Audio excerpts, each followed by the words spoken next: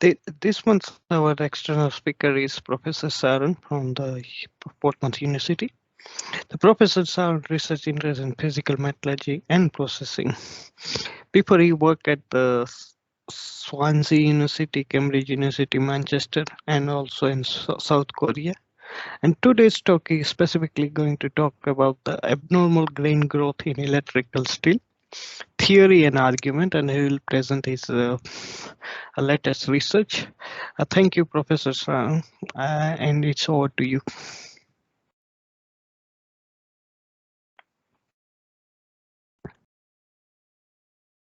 I did previously with Sunny Shin when I was in postdoc in South Korea with under the supervision of the late Professor Bruno de Koeman when I was his postdoc in South Korea, and I will cover some of the results on that time, which is opened my eyes about the electrical steel about 15 years ago. And then I will go through a work of my two PhD students, Alina Doom and Dwayne Hawizi.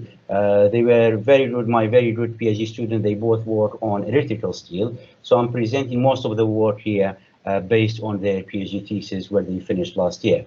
And then Fiona Robinson, she was always our industrial collaborator from Cogent Orb, supplying materials, and we have a very fruitful discussion with Fiona. So what I will do today, sorry, next.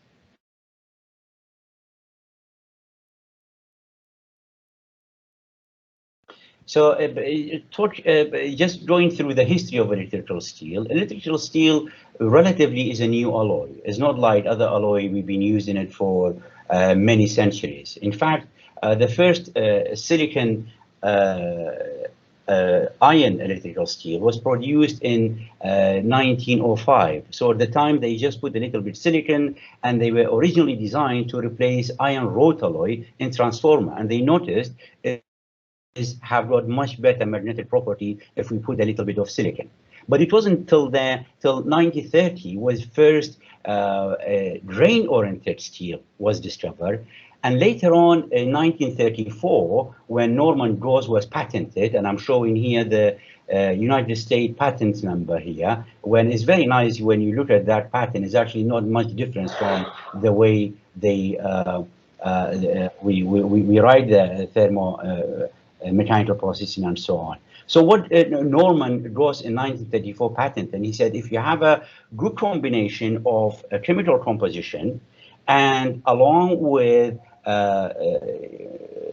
thermomechanical processing and proper and suitable heat treatment, then we will give a texture for silicon steel to have a good magnetic property when magnetized along its rolling direction.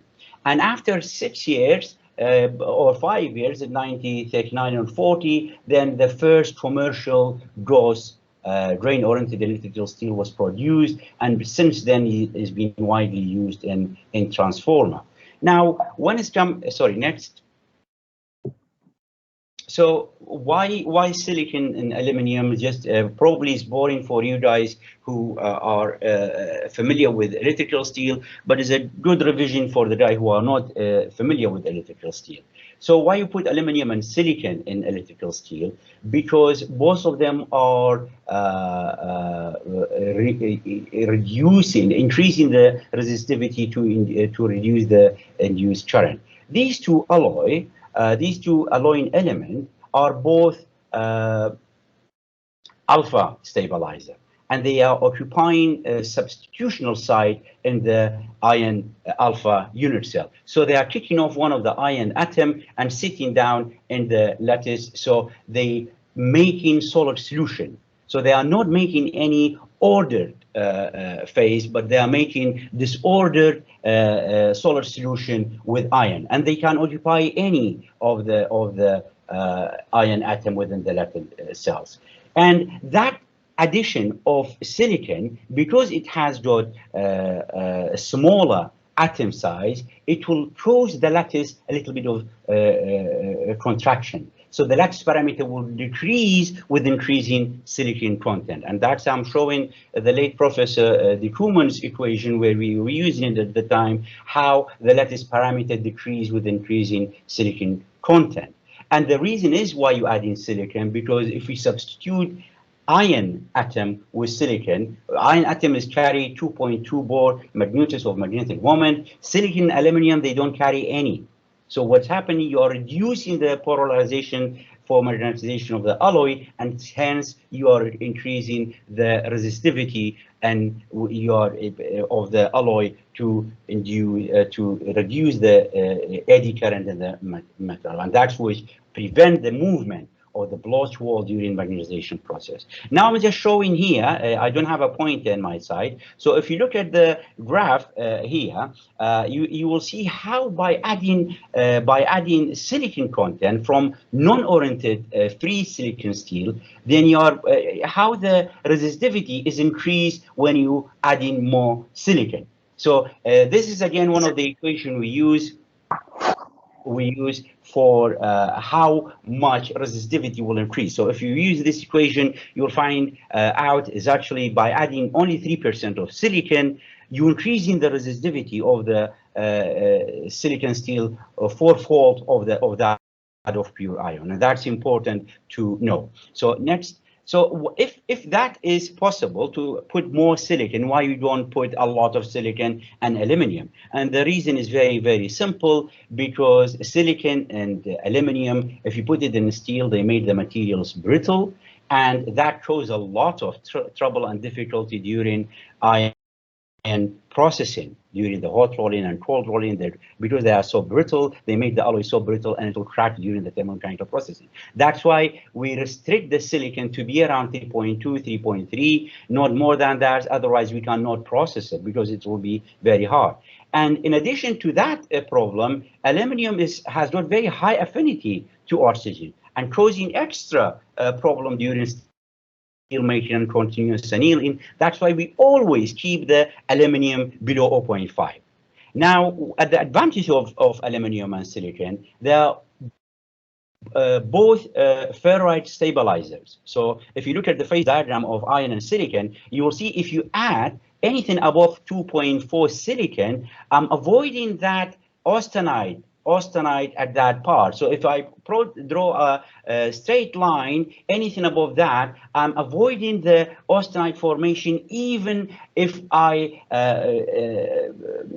put it above 1200, 1300 degrees Celsius. And that's giving a window of annealing window. And that's very important because I'm opening the window of heat treatment. And that's very important without transforming the steel to austenite. It remain still, and I can do the heat. That's one of the reasons you can do silicon steel to be heat treated at 1200 degrees Celsius and even more, because we are not facing austenite formation.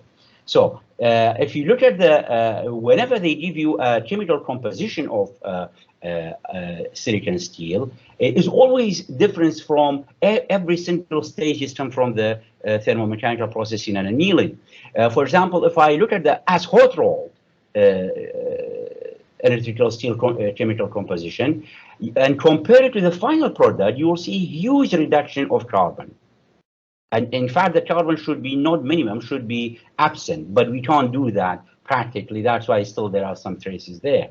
So why the chemical composition is changing, I will show that in the next slides, if you don't mind, Harry.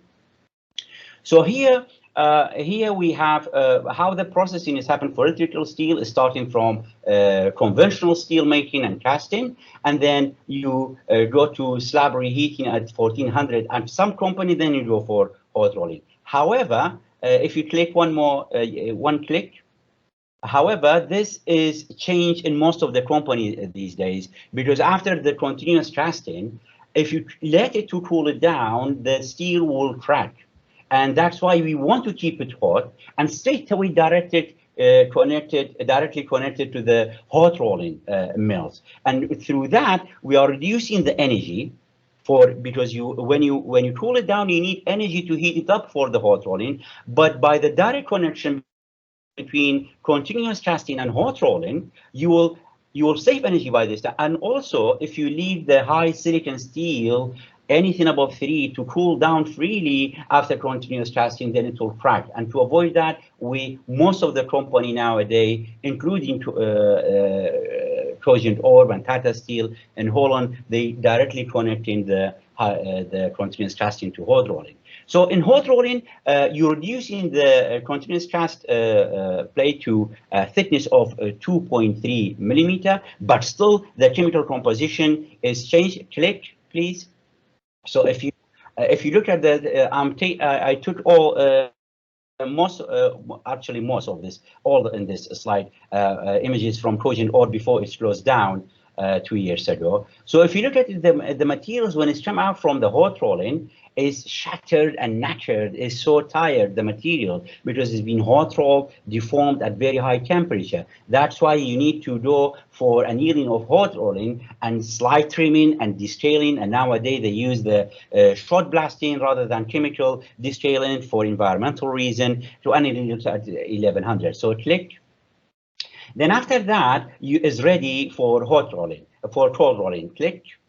And this you will have, after this side trimming and descaling, you will have a much cleaner, free of oxide steel, and it will be reduced to 0.3 millimeter, which is very, very thin, and normally is in 5 passes, as was Trojan Orb was doing it. Then what we do, after the hot rolling and cold rolling is finished, we don't need carbon anymore. We need the carbon for providing toughness and also the strength of the material to be hot rolled and cold rolled. After that, we don't need carbon. Otherwise, it will cause a lot of trouble for magnetization process. And also, we need clean steel. So what we do, we decarbonize it, as we call it, primary annealing. At this primary annealing, what you do, you do primary annealing at 75 hydrogen, 25 nitrogen, and water vapor as well. So the chemical reaction, I put it there for you.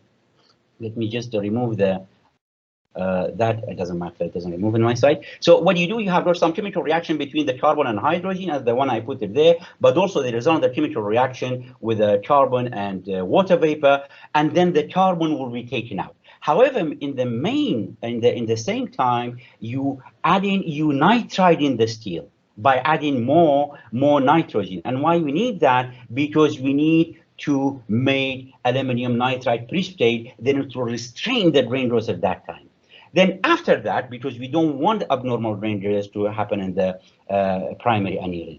And then the secondary annealing will start, where you have where we anneal it at 1200 degrees Celsius. Still, we are in alpha phase. There is no austenite because of the silicon and aluminum effect. And we leave it at 1200 for nearly 2 weeks in a dry hydrogen. So at that process, during the secondary annealing, not secondary recrystallization, that's the wrong word to use, because recrystallization is already partially or completed during the primary annealing. So this is not secondary recrystallization as faultily named. This is secondary annealing, because the recrystallization is actually happened previously. Now we are doing the grain growth. Now at that stage, the aluminum nitride and magnesium sulfide, it will be dissolved at that temperature, and then the grain boundary will be free from then, and then abnormal grain growth will happen, and then you'll have a very large grain, high purity, because there is no carbon, no aluminum nitride and magnesium sulfide precipitate, and you have got a gross, hopefully you will have a gross texture to be used at transformer. Okay, next. Oh, so just one point before you go here, and if you look at the image for after the secondary annealing, you will see the electrical steel is really tired. Imagine you are sitting down in a big furnace at 1200 degrees Celsius for 2 weeks. When you come out, you're knackered, right? Steel is the same thing. So when they came out, is actually is the shape is not the right shape, and also the sample. That's why they do coating and also thermal flattening to make the steel in a shape before they send it to the customer. Okay, next.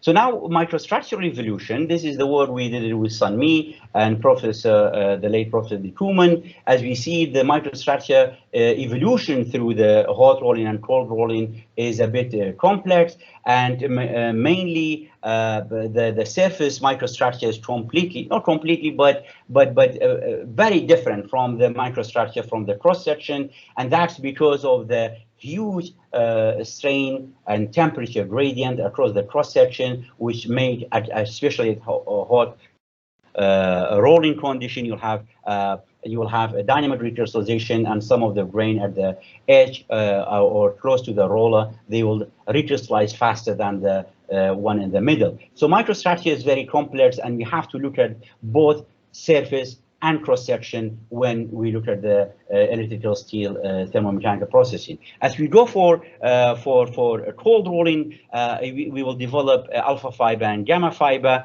and then after the secondary annealing, the gauze or probably cube will grow abnormally. And this, as we see it, this is the work by Ali Nadoum, my previous PhD student.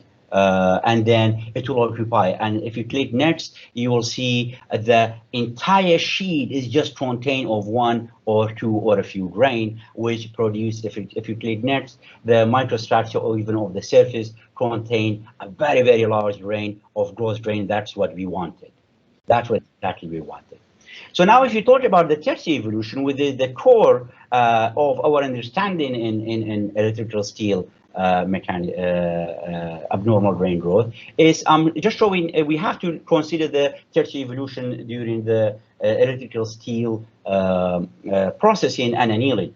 I'm showing ODF 5245 section here. I'm showing gamma fiber and alpha fiber. I'm afraid I don't have the cursor or the pointer to look at this, but if you just, yeah, so that's, thank you very much, Herin. So this is gamma fiber and alpha fiber. If you click one more, so during the hot rolling tertia, what's happened when you hot roll it, except the dynamic recrystallization, the most of the if I'm visible in the window, I'm not sure if I'm visible because I can't see myself now. So if I look at the BCC unit cell during the hot rolling, most of the 110, it will be stretched and aligned in a way to be aligned with the rolling direction. So that's why you have alpha fiber during the hot rolling. And if you click next, so if you cold roll it, most of the 111 plane plane direction as well will be aligned along the normal direction. There are so many simulations prove that alpha fiber and gamma fiber are will be generated during cold rolling. However, in simple term, if you have a BCC unit cell, and if you push it under this high strain rate at that low temperature, the 110 or 111 plane, they don't have much choice unless they will align with the 110 aligned with the rolling direction, and 111 direction will be aligned with the normal direction, because basically you're just crashing all the lattice, and they don't have much choice unless to align themselves under that huge strain rate. Now, if you click more, however, there are so many studies conducted in the past decade that by increasing the cold rolling strain rate, you are increasing the intensity of the gamma fiber, which makes sense. So more 111 direction to be aligned to the rolling direction. Now, click next.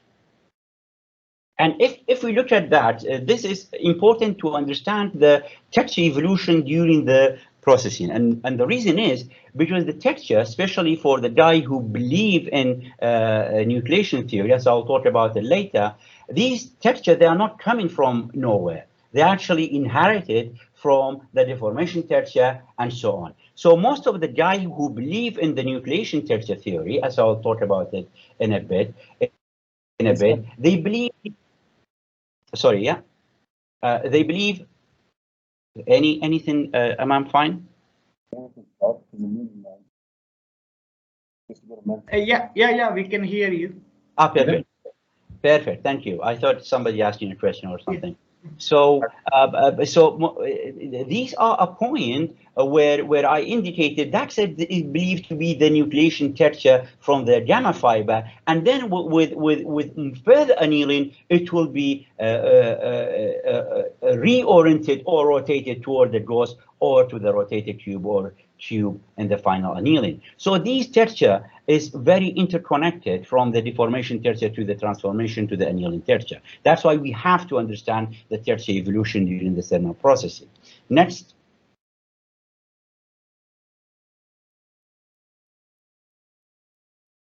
Now, before I start going through the result we obtained in the past 4 or 5 years, I just want to remind you about the tertiary evolution theories of the occurred during the electrical steel processing to make the discussion and also the easier.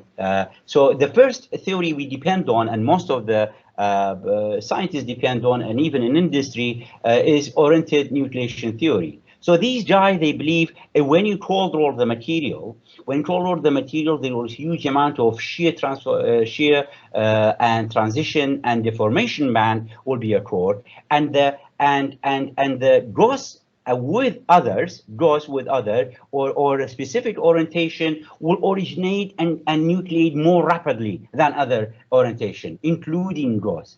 And that will give a preference for the gauze to grow normally later on during the final recrystallization. So these guys, they think is actually the gauze grain is nucleated during this crystallization. So if you click. So we thank you, Hiran. If we did that with Sunmi to prove the theory. In fact, it's actually for the recrystallization stage. It makes a lot of sense because we capture some of the gauze grain during the from after in cold roll, and then for the initial primary recrystallization stage. And actually, this is supporting the theory. When you have got high dislocation density, you can have high Taylor factor, so you will have more stored energy. So the grain like gauze has got less Taylor factor. It will be consume the grain with high Taylor factor. So that's the nucleation starting from having, and that's supporting the theory of the recrystallization stage. And next. The other theory is oriented growth theory. So these guys, they believe these orientation, they were already existed in the early stage of the processing, but they grow abnormally because they have a specific boundary characteristic, which is normally mainly used. There are sigma 5 and sigma 7 are responsible for abnormal grain growth. For example, we captured that growth grain in a nanoscale at a very, very, as you will see, you'll see some pixels of EBSD. And in fact, from our side, we couldn't verify that theory, and it didn't help us to understand the abnormal grain growth at that stage.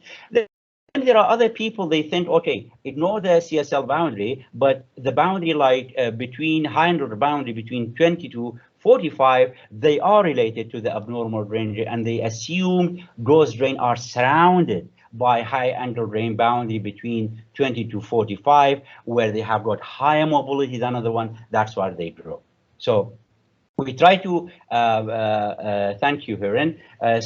We try to validate the theory, and we did a set of experiments for the past 4 years with Ali Nadoum and Dwayne Hawizi. So the first argument, we will try to understand if actually gauze grain has got a preference or size or orientation advantages, as many literature blame that they have grain size and orientation advantages, and we try to understand it if they have this privilege during early stage of neuron grain growth. So what we did with the first set of the experiment, we have the primary anneal sample. We anneal it at 1030 degrees Celsius for 10 seconds only to capture very early stage of the grain growth, and then at 1070 degrees Celsius for 8 minutes.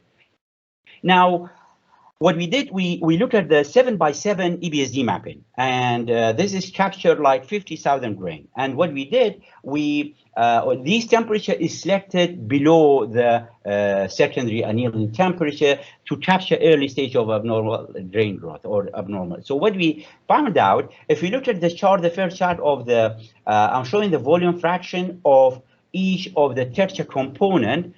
For example, gloss in blue, tube in beige, brass in purple, copper in yellow, and so on. And I'm showing the primary annealed one in a dashed bar, the dotted one annealed at 1030, and the plain one annealed at 1070. Now, if you look at it, it's actually the ghost grain. The ghost grain doesn't have any higher volume fraction of the entire other orientation in the sheet, and I'm counting like 50,000 grain. In fact, a tube has got higher volume fraction than ghost, except the gamma 501, which is highest in all three conditions. So ghost grain volume fraction was low, and for some reason is decreased, even decreased with increasing annealing temperature. And we said, so we saw this randomness in the ghost grain size distribution within the sheet. So what we decided, we had the all data of the grain size, and we looked at the histogram of it, and we separated the two main grain size humps or the peaks, and we found out is actually 40 micrometer is a stage where the grain grown more than normal, because the annealing temperature, grain size, primary anneal temperature, grain size was 20 micrometer, right? So anything above 40 we counted as a bit later stage of abnormal grain growth. So what so that's why we separated, to understand it even further, and we got the same conclusion. And we didn't find much differences, anything below that, and so on. So we tried to do another set of experiments to find out actually if we can prove that microstructurally. So what we did, we did some quasi in situ, part. So we selected some area not using indenter. It might cause some recrystallization during the indentation, so we used marker. So we have the primary anneal, we did the EBSD, then we anneal it at 1070 for 8 minutes, and exactly the same size. However, we were careful about how much we go further, just in case we just went by a few micrometers, just in case we're missing some information in between. So when you look at the blue box and the red box here, in fact, we found these ghost grain, they have critical size of over 40 micrometer.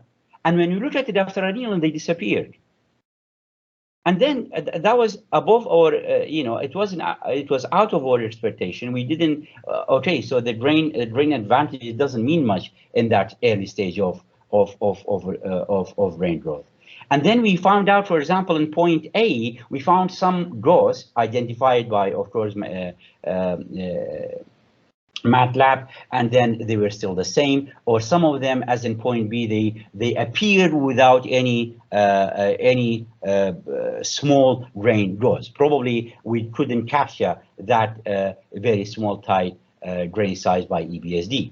So this is a proof point microstructurally and statistically, the grain size and orientation growth that doesn't have these advantages of grain size and orientation advantages at the very early stage of grain growth. Next. So what we tried to validate the second argument, where we try to understand the effect of the CSL boundary on the growth rates. So what we did, we looked at the all sigma 5 and sigma 7. These are the two main sigmas, or CSL boundary is believed to be responsible for abnormal grain growth. And when you look at the frequency and the volume fraction, in fact, the percentage didn't change significantly after we annealed, and their distribution was rather random. And in fact, for sigma 5 was decreased a little bit, and we didn't understand why this is important a factor for the abnormal grain growth, where their distribution is very random. And when we did another set of AFP, we said, okay, this is a very early stage. Let's go for the late stage of grain growth. So we anneal the sample at for 1,000 degrees Celsius for 20 minutes, and then for 1,100 degrees Celsius and we found the same result. Then we try to understand how that happened statistically and microstructurally. So what we did, we took the sample which is annealed at 1,100 degrees Celsius for 20 minutes. We had like 10,000 grain to look at it, and we specified each CSL grain boundary. For example, sigma 3 in green, sigma 5 in blue, sigma 7 in red, and so on, as you will see it in the large map there. And then we took every single orientation within that map, including, for example, GOS in red, as you will see it in the bar, in the volume fraction of the CSL boundary. So we try to understand how much sigma 5, sigma 3, sigma 9 are surrounding the GOS drain with and other orientation. And when you look at the data, we found out actually around these drains are very random, and sigma 7 and sigma 9, which thought to be responsible for abnormal grain growth, were lower than cube, kappa, and rotated cube. Now we didn't verify these claims by others that actually CSL is playing significant effect on the abnormal grain growth, and we microstructurally we looked at them, and they were randomly surrounded by any of the CSL boundary. And we, from our basic calculation, we found out this actually is not reasonable to suggest a small, tiny differences between the grain boundary energy, the differences between sigma 5 and sigma 7 can cause a centimeter or a few millimeter grain growth from that small differences. Then we went back to validate the high-angle grain boundary, as you will see it in the next slide. So here we first of all we look at the volume fraction of the all high-angle grain boundary from 15 to 65, and the graph was perfectly fitted Mackenzie plot, and that Mackenzie plot was obvious that grain boundary was randomly distributed, ignoring the fact that the small or low angle grain boundary, even below 20, that's different. Let's say this is different distribution, but for high angle, it was rather random. Now, we did the same thing. We separated all the grain boundary. For example, smaller than 10 degree, we highlighted in blue. Between 10 to 20, we highlighted in green. Between 20 and 45, which is the main focus point, we want to understand it here, highlighted in red. And then I identified all the texture component, including cube in red, GOS in green, and we plotted how much or what the volume fraction of each grain boundary are surrounding these individual orientation. And in fact, for and microstructurally and statistically found out that actually between 10 to 20, GOS has got slightly higher than others. When it's come to 20 to 45, GOS was a little bit lower than brass, but it was a little bit higher. We shouldn't make any judgment or conclusion based on that very tiny differences of the volume fraction between 40 to 42. And in fact, one of the criticism about this theory is, well, there are other orientations surrounded by 20 to 40 degree, and why they don't grow up normally then. So there's a lot of criticism, but from our side, we couldn't find a solid conclusion that grain boundary will be responsible for that. So next. Then we try to understand the dislocation, store energy, and failure factor. And I think this is more related to the recrystallization process during the primary annealing rather than abnormal grain growth. And if you just click a few times, you will see the cold roll. We anneal it at 850 for 3 minutes, and then 4 minutes, and 5 minutes. And this is how this is showing actually there are we were trying to capture the very early stage of the recrystallization, and we look at it in this way. And okay, that slide is over now. But in fact, we try to understand if gross grain has got the highest dislocation density. In fact, we couldn't do that. We couldn't find that. Rotated tube was considered to be highest GND density, as we show it here. However, when you look at the next slide, for calculating the Taylor factor, the gross was kind of equal to rotated tube and a little bit lower than the tube. So that theory of having high dislocation density, which shows high store energy, and then higher Taylor factor, it makes sense during the recrystallization stage, but we couldn't find any evidence that is have any influence during the grain growth. So now we try to develop our own theory about this. And if you click next, then we did some experiment on the effect of the heat flow direction on the abnormal grain growth. And that was the first experiment we did it. We put the sample of primary anneal sample in a furnace, and we directed the heat to be the heat flux direction to be exactly on both direction, not on the top and bottom side, but sides, but rather on the left-hand side and right-hand side.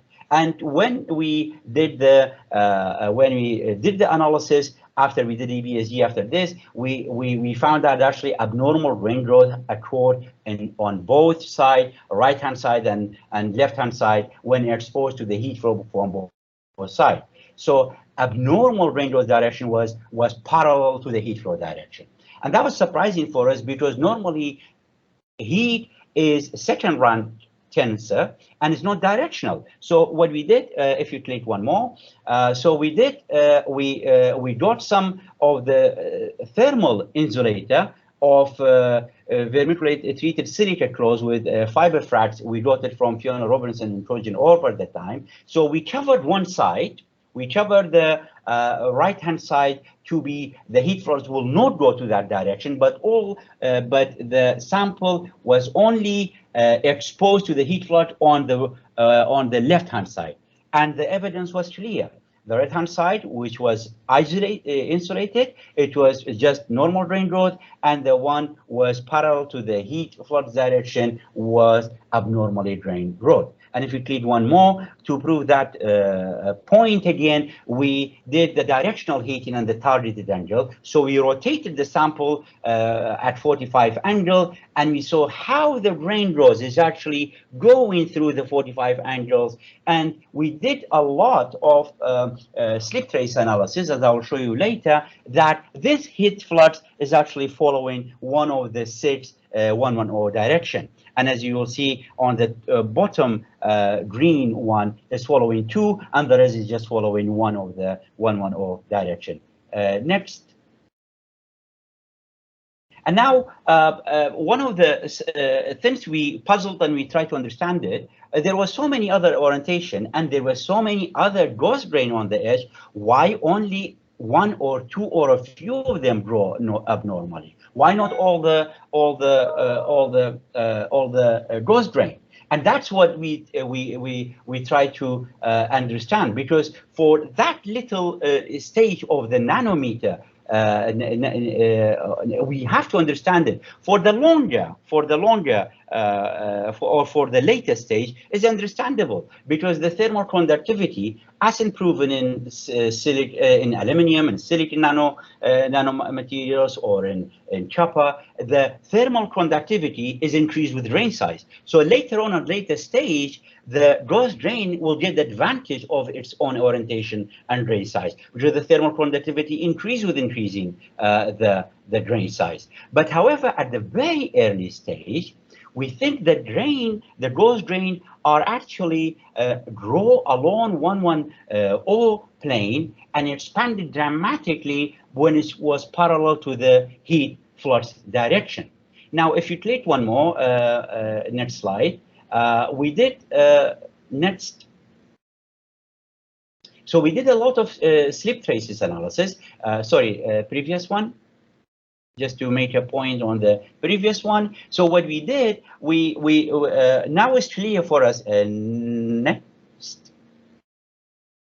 Now it's very clear that the gross direction was parallel to after we did the slip traces. So the traces I show on the map are the traces, and their perpendicular one are the slip direction, right? And it's clear from that analysis that the gross direction was parallel to the 1 or 2 of the 001 direction, and is parallel to the heat flow. So that is the very early stage of the grain growth. This is what's followed. So the direction was parallel to the heat flow direction. So it's appear, one of the things is appear for us is the temperature is not the only factor for the abnormal grain growth, because there was so many other growth grain around, there was so many other orientation, but they didn't grow abnormally. So that's what we try to understand it from a neutron diffraction experiment we did it, and I'm showing it in the next slide. So what we did, we applied for ICE's neutron diffraction facility in Oxford. After so many rejection, we got some bid time. So what I'm showing here, what we did in situ neutron heat treatment. So we take primary neutron sample, we heat treat it in situ using the neutron diffraction from room temperature to 1017 with a heating rate, specified heating rate. Now, the diffraction pattern was obtained every 2 minutes. So this is huge data, like hundreds of diffraction patterns. What I'm showing here, I'm just showing here at the peaks of 110 peaks, 100, and a few peaks at room temperature at 1020, 1040, 1070. Just to show, in fact, below 900, there was little change to show anyway. But what we try to understand, what's happened during that, why growth grain is actually growing that much. So when you look at the delta D spacing, so this is not the D spacing, I'm showing it in the lower graph. I'm showing the delta D spacing, the variation of the D spacing of the lattice plane. Of course, this is standard and well established that by increasing the temperature, the D spacing elastically will expand. That's understandable. However, the 110 was expanded much more than others, and then followed by 100. This is again understandable from the crystallographic point of view. But that expansion rate or high expansion rate of the 110, it gives us the superiority of 110 D spacing expansion, and that's why we thought that the growth rate is growing dramatically if the heat flux were applied in the right direction. So if you look at the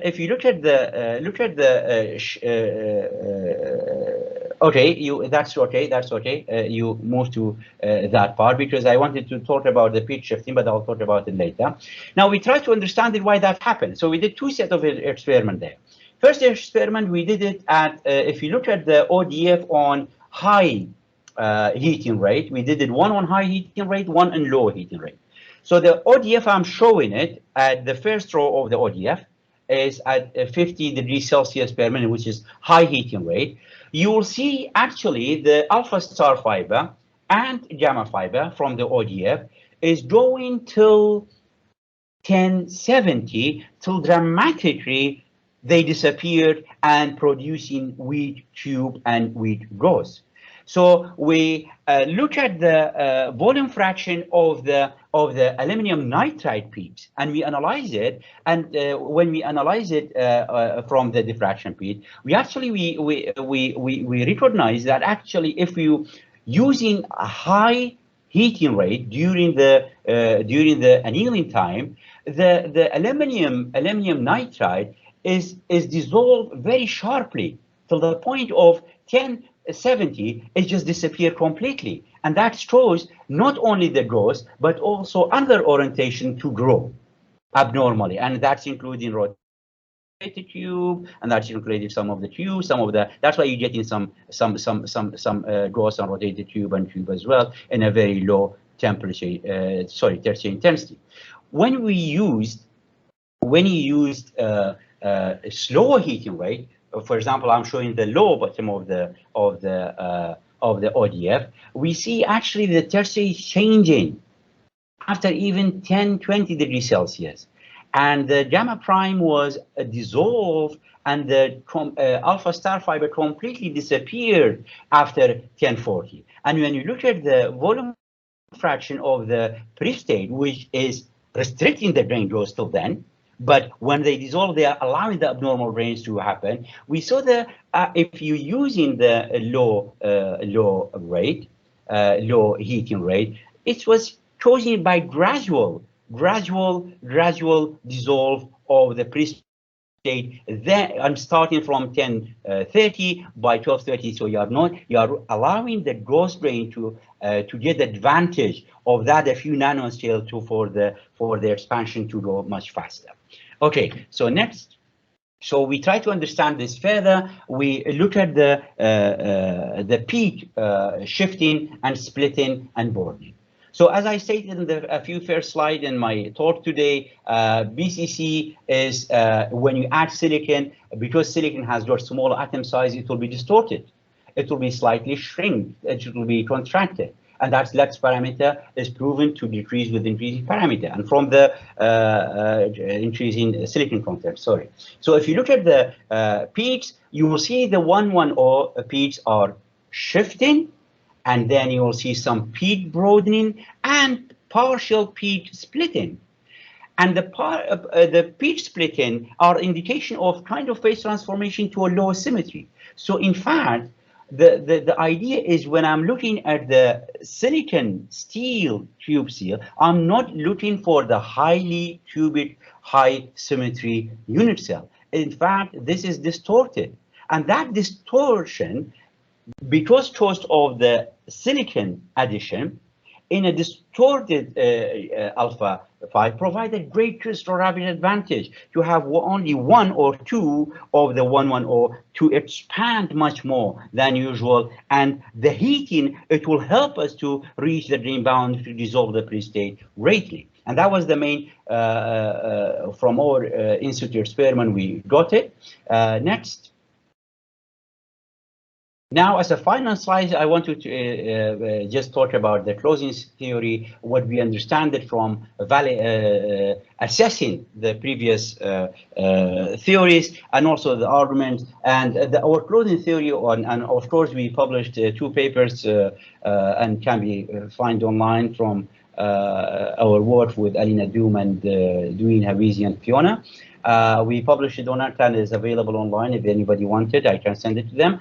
So what we have to distinguish, and our solid conclusion, we have to distinguish between the early stage of the abnormal grain growth and the late stage of abnormal grain growth. So there are so many grain can on the edge can grow normally, but only growth drain are predominating, and that's related to factor.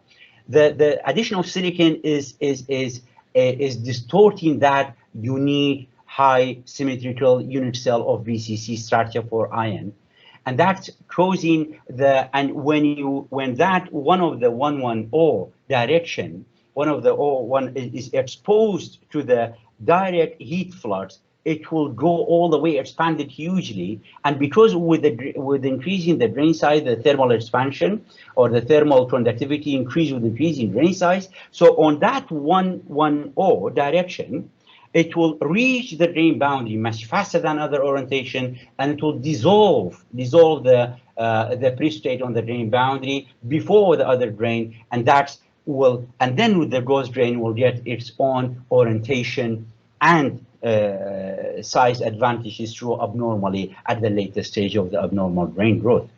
Okay, so next slide, I'm showing the very cozy in situ from the primary anneal, and we monitored all the secondary anneal after 1110 and how we different of the, and this is what gets us to this conclusion, how the heat floods is helping the 110 plane to reach its drain boundaries to dissolve the precipitate, and then this clear boundary of gauze is already there. So then the high mobility drain boundary will play its role at later stage of the abnormal drain boundary to expand and consume the rest of the drain in the sheet.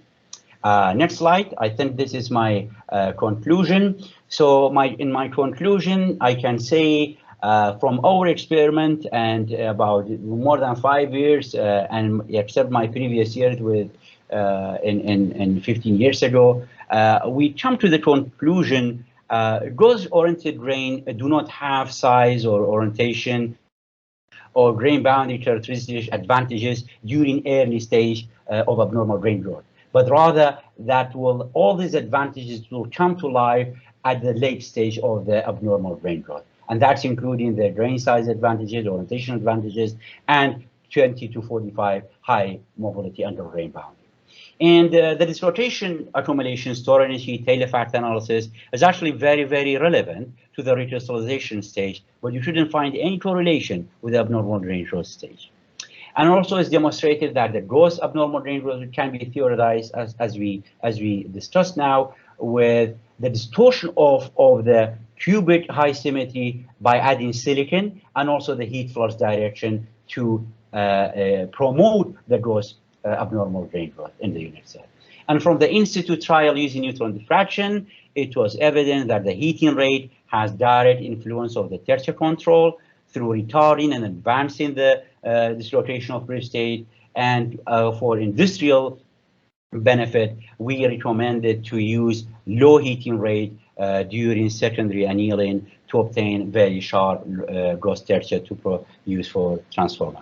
So sorry about, because I think I exceeded my time, and thank you very much for listening and listen to this very long talk. Thank you very much, everybody. Thank you, sir. Please ask the question directly to Soran and switch on your camera, please. Claire, please. Thank you very much. I found that a really interesting talk, and very nice to take us through each of the stages of the thinking to get to the answers. So thank you very much indeed.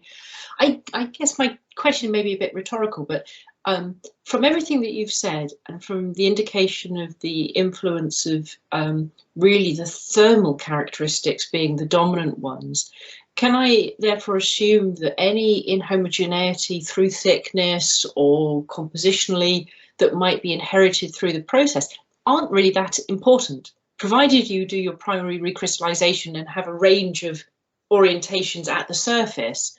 Everything else is then just driven by your thermal characteristics. Is that about right? Well, but we have to be careful when we talk about, I mean, thank you very much, Claire, for that very nice question. It's a very important question, actually. We have to be very careful about when you're talking about the thermal floods, because thermal expansion heat as it is second rank tensor, so it's not directional. So when you are putting a heat under any materials or it should be go equally in all three directions, because it's a second rank tensor and it should be not directional as a heat. But what's happened, what we found out from our neutron diffraction data, the unit cell is not cubical, that is distorted, the unit cell, and that's helping at least one or two of the 110 to have very low symmetry. So this is not very high symmetry anymore by adding more silicon. And when you're occupying each of these, because they are substitutional, so you are shrinking the unit cell. By having that, when you are having a suitable 1,1,0 to be expanded during that, and the heat flux actually, if you direct it in a way, it will help the thermal conductivity to reach the drain boundary for the gross drain much better than the other orientation. In fact, if you look at the 1,1,1 plane and its direction, the direction will be 1,1,0, and that's why we saw the same peak splitting and peak broadening is happen in the cube tertiary component as well, because they are sharing that value with gross drain. So the main point is from our understanding is the symmetry is not high symmetry anymore.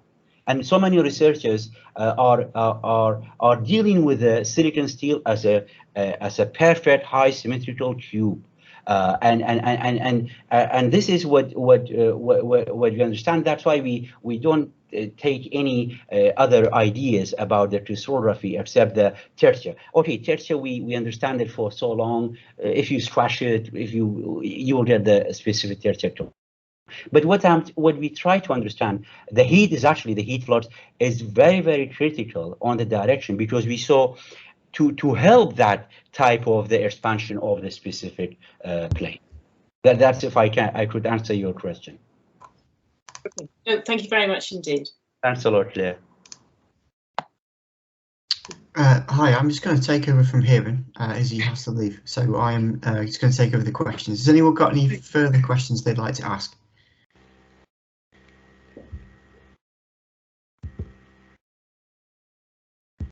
Must be my effect. It's all gone very quiet. But maybe I can ask a different question. Sure. In terms of, you've shown this really beautifully by using the different heating from the sides of the sample, where you've got presumably a much wider sample, if you like, to observe the effects. If you, I know we don't, but if you were to consider the silicon steel being even thinner than the 0.3 millimeters, do you think you'd reach a limit where these effects would cease to be effective? You'd then not be able to prefer the Gauss grains growing? In fact, it's a good point, and this question is coming from many decades ago, when it started. When if you have a cold rolled sample, if you strain it more on a higher strain rate, or the reduction rate will increase, of course you are changing the dynamic of the dislocation density and store energy within each individual grain, including Gauss. And Gauss is not separated from the overall grain in the sheet. And if you are talking about the thickness, then that means I am rolled it much more to have much thinner sheet. And if you do that, you are actually increasing the dislocation density, GND accumulation within that. And Gauss grain, same as other orientation, they are not separated from that. So there, from our understanding, their deformation, their slip on the specific slip plane to make able to that 1,1,0 to be directed in a way is play a part. Although, as you said, practically we cannot verify that, because we didn't have we didn't actually test it if we do it on the. But from a theoretical point of view, I think it will change if you're using different thickness or different bulk height during the cold rolling. I think it's perfectly reasonable to suggest that the size will change the dynamic of this phenomenon for sure, because the thickness is related to the reduction rate anyway. If I could answer your question, Claire. Thank you very much. Thanks a lot. Super. Jachi, you have a question. Yes, thanks. Thanks, Professor Soran. I'm Jachi from WMG. I got a question. So your idea of the growth of Gauss is because of the distortion because of the silicon. But my question is that why it doesn't show up the distortion effect during the primary oxidation? I mean, at the early stage. I mean, even at a later stage, if it grows larger, it will have a size effect. No matter which orientation it is, it will more likely to consume the surrounding smaller grains. So your theory, I'm still struggling to understand why the effect of the distortion doesn't show up at the very beginning from the primary stage. Thanks. Thank you. Thank you for the question. It's an important question, but I think I kind of answered it during my talk, but sorry if I didn't make it clear. Let's be clear, when during the primary recrystallization or primary annealing, we have most of the grain boundary are decorated by aluminum nitride and manganese sulfide, and they are pinning the grain boundary hugely. And one of the reasons we are nitriding the steel during the decarbonization process, we put in a lot of nitrogen to react with aluminum to make this precipitate on the grain boundary to not let that grow abnormally at the primary annealing. So it's not reasonable for me to imagine if I have all this grain boundary and I'm creating it during the primary region for the growth drain, or any other grain will grow abnormally at that stage. And bear in mind, during the primary annealing, the grain will grow, but they don't grow abnormally. For example, from our evidence, we showed that if you have 20, probably some grain will reach 40 micron, but not more, because the entire grain boundary are pinned with the grain boundary. Now your question is a very good question. Why there is no other orientation? Well, the only reason we should think about this is actually there is only one lattice plane, which is 110, in the direction of 110, can have that huge lattice expansion as we show it and we prove it in the neutron diffraction data. So what we have that lattice plane, which is basically, to be very honest, this is proved in aluminum and silicon and steel, and for some reason we don't pay attention to that in steel industry. But the 110 is expanding much higher elastically than other plane, and that with that distortion of silicon, it made that specific plane, from our simple calculation, that actually one or two of the 110 plane can have this advantage to expand much more superior to another grain than any other orientation. However, having said that, I still think the cube has got a possibility to do the same, but not in the same extent, and that's need further experiment, to be honest, to see what the difference between the gross and cube, and why this in our experiment, I mean, is very, very reasonable to suggest cube grain should grow abnormally as well, comparing, but why crystallographically we couldn't reach that point to make this difference. But experimentally, most of the abnormal grain grows with gross rather than cube. If I could answer your question.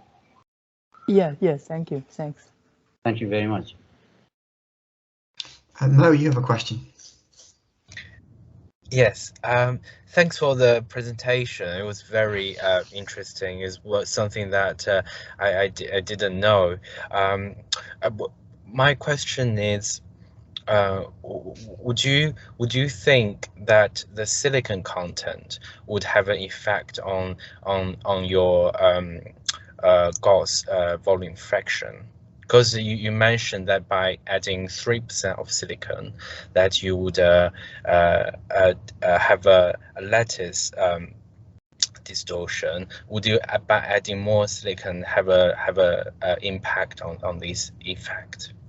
Absolutely, it's a good question, and absolutely, by adding more silicon, it will change. Because this was a proof of concept study. We did it throughout my two self-funded PhD students, so I was free to do it without industrial restriction. But that was mainly proof of concept. So of course, we just assumed this is 3.2. If we did the same experiment, if on 3.4, or by additive manufacturing to increase it to 6%, as nowadays they do, you will have completely kind of distortion of the unit cell. And I cannot predict what the difference and what the consequences will be. But the distortion is starting by adding silicon because of the atomic size differences. And when you are distorting that, then by adding more, for example, the one we expect from that, we are occupying only two of the iron atom in the unit cell. Imagine if you put 6% of silicon, how many iron atom it will be replaced by silicon. And that's further distorting the symmetry of the unit cell, and that's further unpredictable things. And I think one of the things we miss in the physical metallurgy, I'm a physical metallurgist, but one of the things I really miss, we always don't read the nanotechnology and nanoparticle, and we get a lot of advantage because they do it in much smaller scale about what's happened there, and we always ignore it because we care about the industrial application there. But to answer your question, definitely the point we made, it was a proof of concept. We found this, and I think you are absolutely right. Putting less or more of silicon, it will change that mechanism for sure. Thank you. Thanks very much. I have another question. Sure. So, with regarding your green morphology. Yes. Yes. You there, Mo?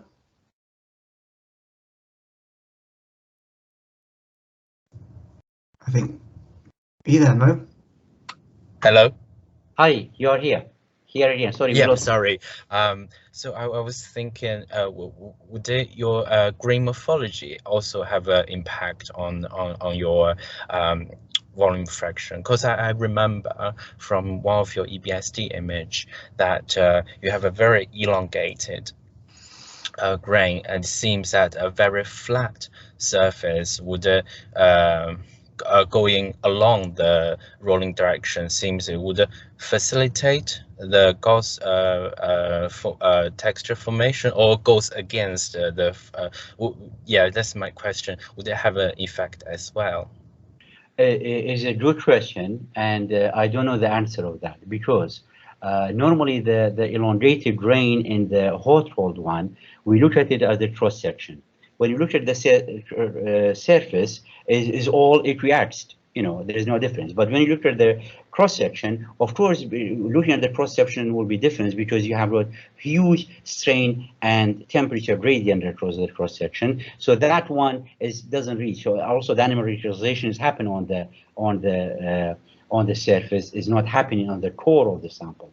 However, based on our finding, the morphology from the surface we look at it is all equiaxed. And if I'm saying that the cross section or these elongated grain have brought effect, we cannot prove that, because that elongated grain appeared as hot rolled. When you cold roll the material, it will be completely the sheet on the cross section. It will transform to alpha fiber, and gamma fiber, and that's why you saw on the cold rolling either very large deformation band. So they will transform to alpha fiber and gamma fiber. These elongated grain, after the cold rolling, they will disappear, because most of the unit cell, they will be scratched till away there 110, it will be parallel to the normal direction. So that image in your mind, sorry, I cannot go back to the question. This is from hot rolling, and that microstructure, it will already eliminated in the cold rolling. Cold rolling microstructure is very complex, and these nice equiaxed grain, it doesn't exist anymore. So when you do the primary annealing after the cold rolling, so ignore the one you just saw, because that's from the hot rolling, that's already disappeared. But after the cold rolling, you do the primary annealing. Wherever we witnessed, it was equiaxed, nice, and the thickness is already 0.3 millimeter. So we didn't expect that to have these elongated grain and different morphology within the surface or the cross section, because the thickness is already, you will see that on the 2.3 millimeter thickness, but when you come to the cold rolling, it's already 0.3. I personally don't expect that morphology will exist before the annealing after that. But did we look at the cross section? No. Otherwise, I don't think it will be the case. Thank you. Yeah, I'm just thinking if you manage to retain these elongated grains till the cold rolling, I know it doesn't exist, if we manage to have a very flat grain boundaries, would that facilitate gauss formation, or would it go against? Well, practically, it's kind of impossible. After cold rolling, you will have these kind of grain as they are, because you are reducing it over 75 reduction or 85 reduction. In industrial stage, you'll go sometimes above 90% reduction after cold rolling. But it practically doesn't exist. If, as you said, is an assumption, if even exists, that morphology will affect the abnormal grain growth, I don't know. Okay. Yeah, thank you. Thanks very much. I'm just very curious. Thank you. For me, there are some people, many people, as you know, guys, either you go for crystallography or the microstructure morphology. I'm a guy going for crystallography. I think for me, if I understand the texture, I can understand the microstructure. Some other guy, they say no. Is actually, if I understand the microstructure, I will understand the texture. But for me, is another way. So I don't know. I might be right or wrong. I don't know about that. Yeah, thank you. It's a very thorough explanation. Thank you. Thank you very much. Thank you. Okay, so thank you very much. I think due to time, we'll stop it there. I'd like to say a huge thank you to Soran for such a great presentation and for such in-depth responses to the questions as well. So thank you very much, and we will see you at, our guys at the next colloquium. We may not see you, Soran, obviously, and enjoy the rest of your Monday, and we'll speak to you soon. Thank you. Thank you very much for the invitation. Thank you very much, guys. Thank you. Bye-bye. Thank you very much indeed. Thank you. Bye-bye. Bye. Take care. Have a good evening.